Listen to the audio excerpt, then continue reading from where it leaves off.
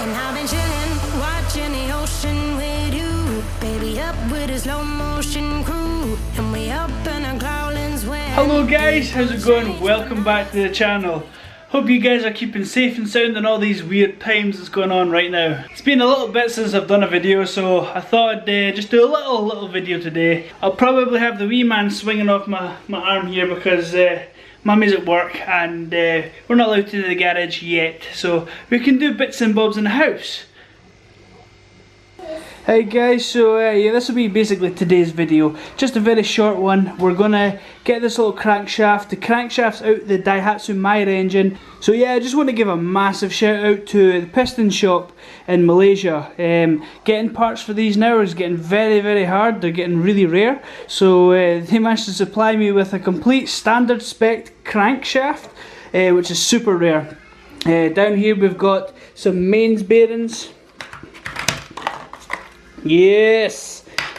Rod bearings from King, some piston rings, a rear main seal, thrust washers. So this here guys is a fancy MLS, which stands for multi-layer steel head gasket, and it's actually thicker than standard quite a bit, and this is actually a 1.2mm head gasket. So what this means is it lowers the compressor a little bit, and it means I can crank the boost up.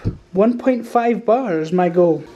So what we're going to do in this little video is get the laptop out, get a service manual. We're going to draw down the exact sizes of the journals and the rods, and make sure that this crankshaft we've got is going to be in spec. Now these is what I normally use for doing my measurements. It's just a sort of cheap digital vernier caliper, whatever you call it, and but for rods and stuff like that I want to make things a little bit more accurate, especially when building these engines up. So this here is a manual for the engine itself. It does various engines, but this is the specs we're going to go for here, because this is an EFRL engine.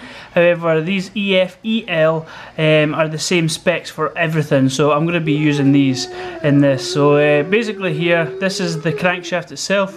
We've got our mains, and we've got slightly further down here the crank pin, which is like, you know, your rod, and this is the second lot of specs here. So what we'll do is we'll measure to make sure that this crank is in between here and here. So what I've done, I've just got a little bit of paper, and I've just got 1, 2, 3, 4. This one is from the front cover, sort of piston number 1 front, which would be like your timing belt side as well. And generally number 4 is where your flywheel is, and it's going to be the same for here. I've written down the specs here so I don't have to keep looking back and forth to the computer, and yeah, we'll go into the first mains and we'll take some measurements. Right guys, so what we have here is the external micrometer, and over here we've got 25, and this goes up to 50 because it's 25 to 50 external micrometer. And obviously you can see when you screw it in, you get sort of here 40, say 40mm there, it was in between here. So I'll give you an example. So we have, say here, this point here, that is bang on 41. If we screw it a little bit to here, that is 41.5. So you can see the 0.5 within the bottom. So if we take this out to here, that is 41.6, because obviously you got the 10. So yeah, should be relatively easy enough to use, but I've never used a set of these before. I do see on the side here you've got this piece where you click. So that click in there, it just gives equal torquing, so every one of your measurements will be the same. And I use this piece here to kind of get the, what's that? Walk that over. Right, so this is the measurements I got here for number 1 main journal, and as you can see here we have up to 40, and we're not quite at 40. So we've got 40, 41, we're not quite at 42. If this line here was in line with this, that would be 42. So we're 41 point, it says 45, but you got to add the 0.5, remember, 3, which is 40, write this up here, 41.5. 41.980. Where are we at? 41.980, and that's in between here. So the first one's good. Let's move on to the second one.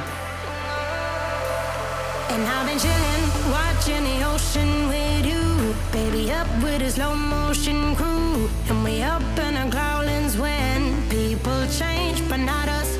And we just chillin', kicking it, kissed by the sun. Could be soaked to the skin in the mall soon. I know she got the good vibes when seasons change, but we're the same. Even if I lost all my money, the zero runs deep, honey. And I don't need to speak a single word, 'cause you got me holding, holding. Even if my jokes aren't funny, my tongue tied up on it. And I don't need to speak a single word, 'cause you got me holding, holding.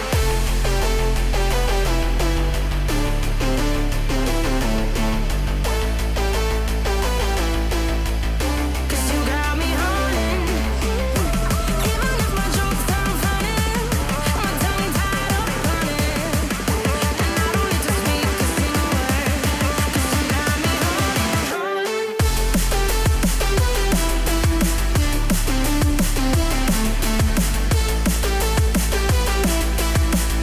'Cause you got me holding. So we have our numbers, and every single one of them numbers is in between this specs here. So this crankshaft's going to be perfect on the mains. So next is we've got 3 rods. We'll do them next, and this is the specs for them. So let's get these and we'll see where we're at.